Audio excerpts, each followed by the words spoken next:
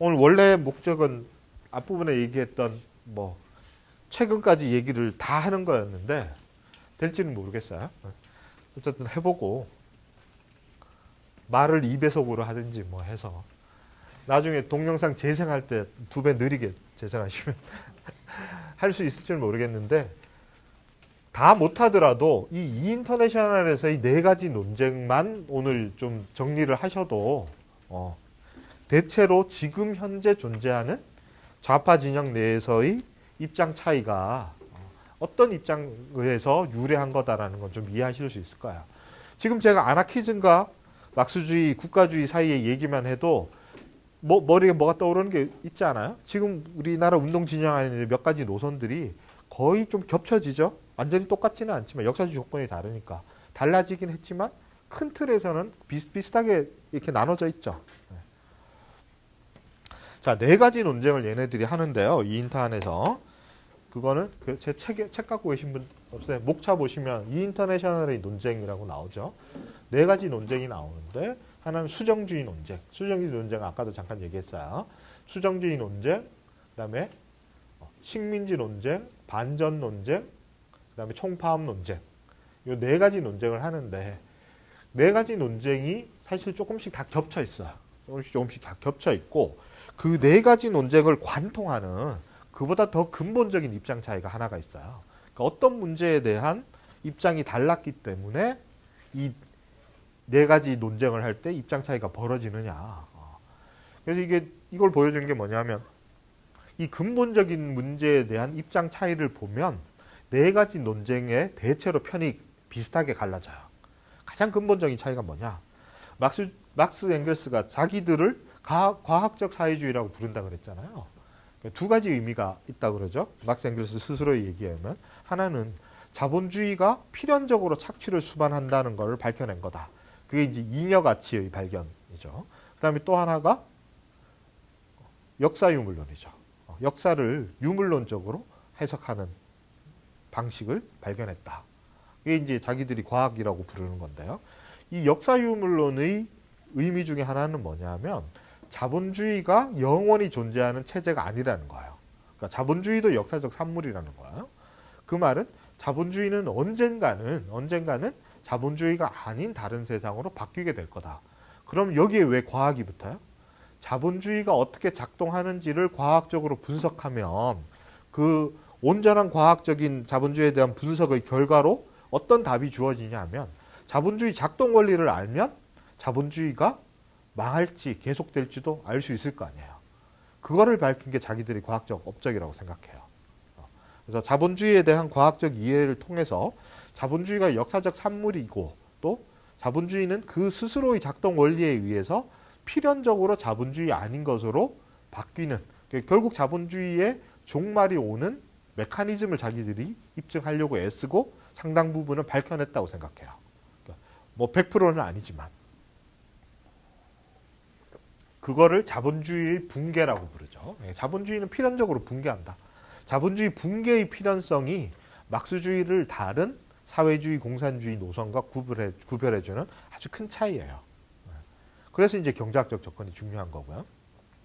자, 그랬는데 19세기 후반의 막스주의 진영 안에서 당연히 이 입장이 이제 제일 중요한 자기들 입장이니까 고수를 하는데 이게 상당히 어떻게 보면 대중화되면서 이거를 옛날 용어로 속류화 뭐 이렇게 번역을 했는데요.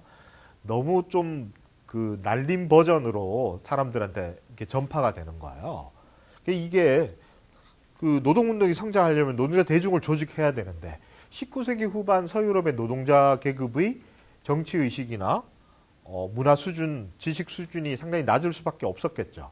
이 사람들을 여러분 또 상당히 활동 열심히 하시는 분들인데도 주말에 4시간 강의를 벌써 힘겨워 하시잖아요.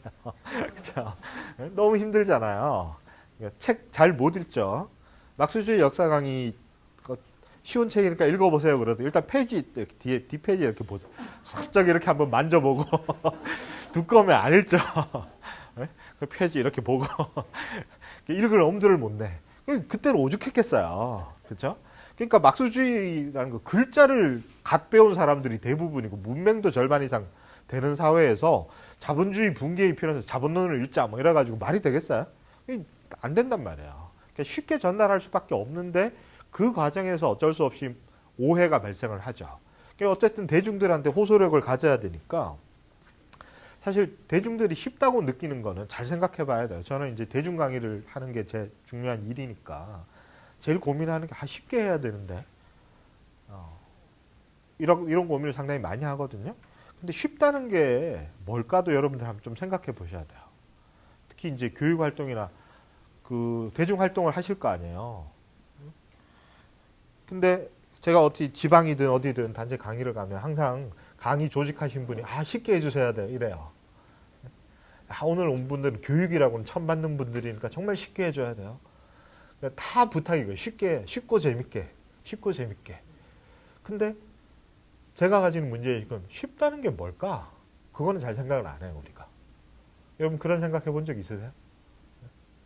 여러분들이 또 이렇게 단체 활동하시면, 조직 활동하시면 여러분들보다 소위 말해서 덜 의식화되어 있고 덜 조직화되어 있는 분들 상대로 뭔가 어쨌든 주제가 뭐든 교육 활동을 하실 거 아니에요.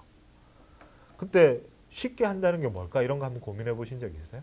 그러니까 왜 사람들은 어떤 얘기는 쉽게 받아들이고 어떤 건 어렵게 받아들일까요? 여러 가지 이거 쉽다는 말도 한 가지 뜻이 아니에요, 사실은. 상당히 많은 뜻으로 쓰여요. 네.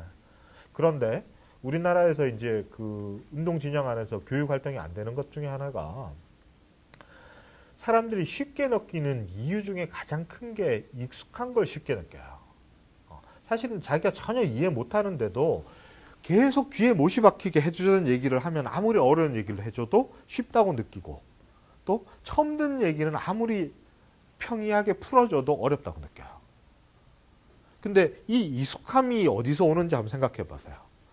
우리한테 익숙한 거는 대중매체와 학교 교육을 통해서 주로 들어오는 이야기들이잖아요. 그거는 누가 장악하죠? 자본가들이 장악해서 자본가들의 입장을 우리 귀에 들려주는 거예요.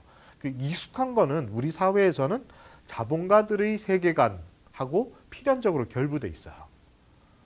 그렇기 때문에 자본주의적인 또는 자본가들의 이해관계와 세계관과 반대되는 이야기는 어떤 방식으로 이야기하더라도 보통의 대중들에게, 한국 사회를 사는 대중들에게는 되게 낯선 얘기예요. 그래서 낯설기 때문에 어렵게 느낄 수도 있어요. 낯설기 때문에 어렵게 느낄 수도 있어요. 특히 문화명 기사 한번 보세요. 무슨 말인지 하나도 모르는 말 많죠. 네. 그 중에 진짜 하이라이트는 뭐냐면 그 2030 애들이 쓰는 칼럼 코너가 있어. 저하고 친한 형이 저희 학교 같이 다닌 하숙집 룸메이트 하던 형이 지금 연대 철학과 교수인데요. 그 형이 얼마 전에 만나니까 그 얘기를 하는 거야. 아침에 똥 잘 싸려고 신문 들고 화장실 들어가잖아요. 한겨레 신문을 자기 집에 자기 와이프가 이제 받아보자. 한겨레 신문을 받아보는데 아침에 볼일 보러 탁 들어와서 탁 펼쳤는데 뭐 그 코너를 보게 되는데 나오던 똥이 쑥 들어가더래. 너무 어려워서. 평생 철학 공부한 사람이 철학과 그것도 연대 철학과 교수쯤 되는 사람이 읽어도 무슨 말인지 하나도 모르겠다는 거야. 솔직하게. 저도 그렇거든요.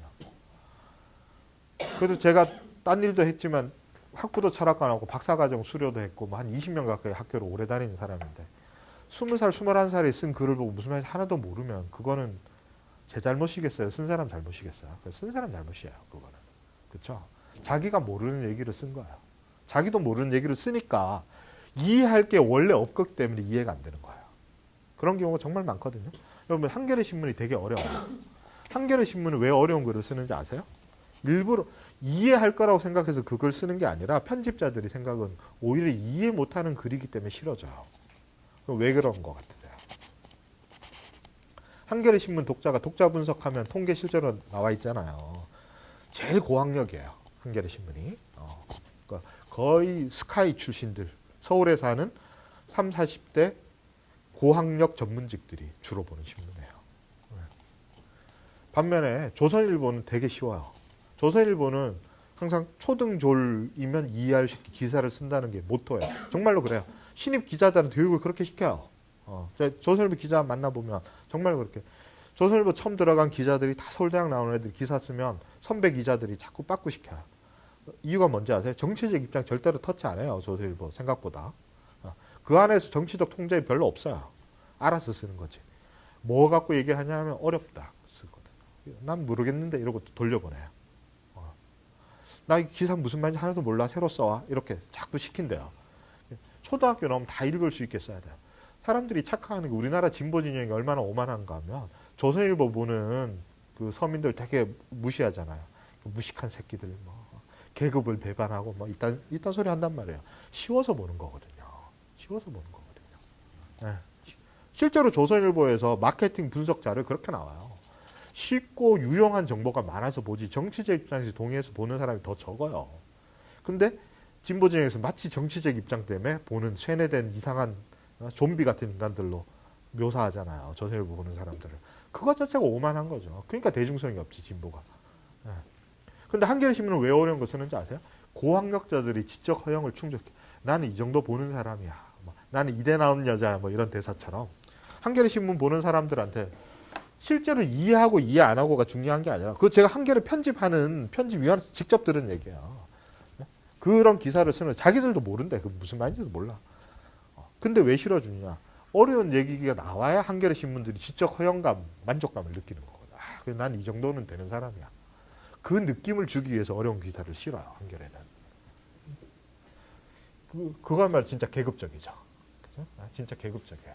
그래서 우리가 쉽다는 게 뭘까? 어렵다는 게 뭘까? 이런 거 참 고민을 많이 해봐야 돼요. 저는. 시간도 없는데 또 딴소리를. 근데 그 고민을 좀 하는데 그 단계 요 얘기만 할게요.